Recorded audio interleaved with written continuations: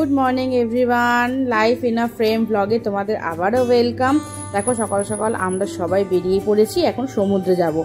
एखन बाजे होच्छे भोर 4:30। इच्छा छिलो एकटु सानराइज देखबो, ताई सबाई मिले रेडी हये किन्तु एखन समुद्रेर पाड़े चले एसेछि। आर एसे देखछि प्रचुर लोकजन चले एसेছে, মানে 4:30 পৌনে 5টাতেও সি বিচে এই রকম পরিমাণে ভিড়। আর এখানে মা দিদা আমরা সবাই এসেছি, শুধু মামুনি আর দাদা ভাই আসতে পারেনি, কারণ যেহেতু অনেক রাতে শোয়া হয়েছে তাই ওরা উঠতে পারেনি। আর এসে তো সমুদ্রের এত সুন্দর মনোরম দৃশ্য, এত সুন্দর হাওয়া দেখে সত্যি দারুণ লাগছিল, দারুণ। তোমরা জানো কিনা জানি না, পুরীর ওয়েদার কিন্তু সবথেকে ভালো এবং স্বাস্থ্যকর ওয়েদার।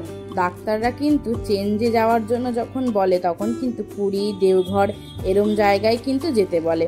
তারপর আমরা সি বিচে কিছুক্ষণ বসে এখন আস্তে আস্তে বসে বসে সানরাইজ দেখছি আর একটু চা নিয়ে নিয়েছি।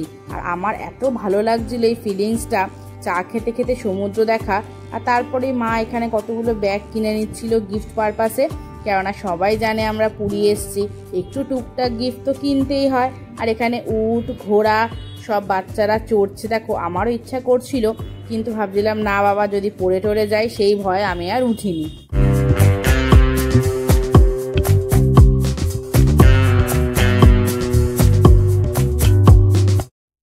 তারপর দিদা মা আরি পুচকি ঘোড়ার সঙ্গে দাঁড়িয়ে দেখো ছবি তুলছিল, আর আমি বসে বসে কিন্তু সমুদ্রটা দারুণ উপভোগ করছিলাম।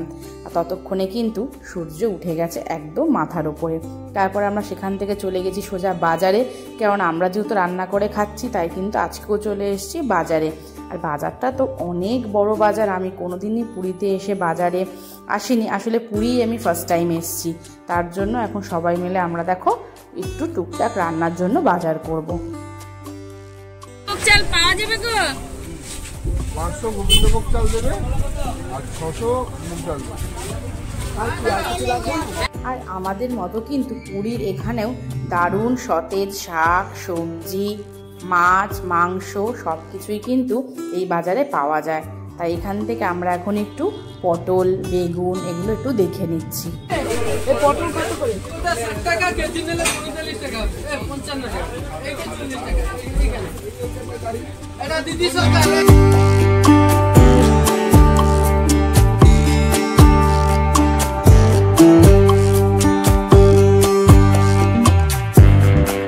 সবজি বাজার শেষ করে এখন আমরা চলে এসেছি একটু মাছের বাজারে।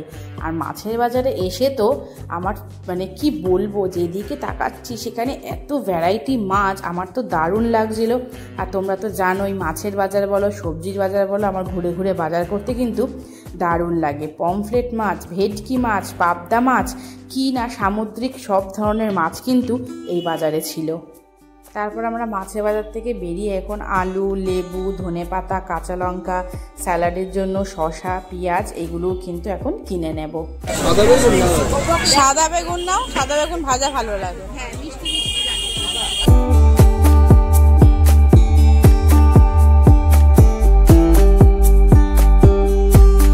তোমাদের দাদা কিন্তু একদমই বাজার হাট কিছুই করে না, এই লাইফে ফার্স্ট পুরীর বাজারে এসে কিন্তু বেশ দেখছি ভালোভাবে দরদামও করছে আর বাজারও করছে।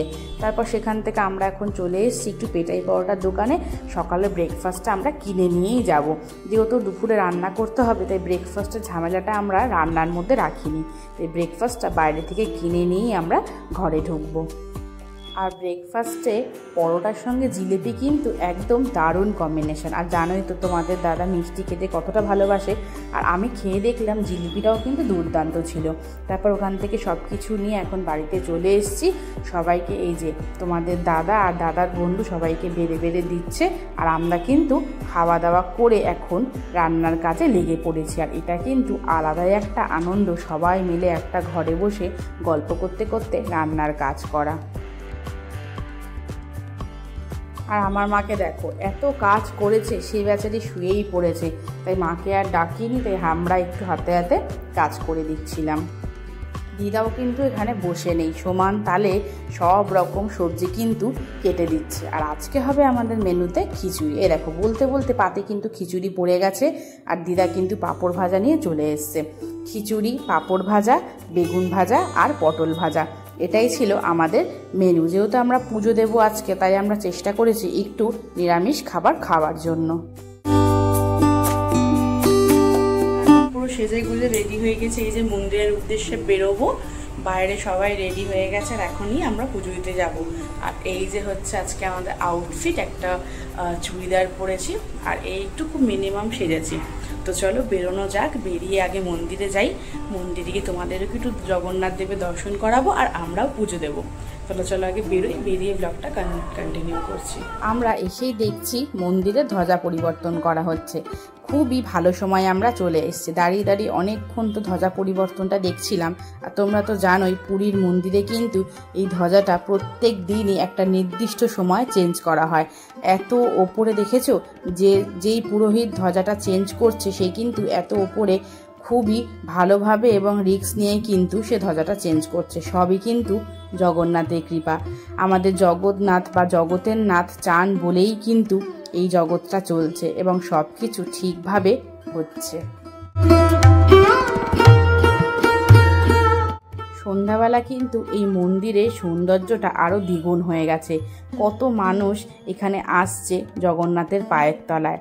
আর জানো তো এই মন্দির নিয়ে কিন্তু অনেক গল্প রয়েছে। জগন্নাথ, বলরাম এবং দেবী সুভদ্রারও কিন্তু অনেক লীলার কথা আমরা জানি।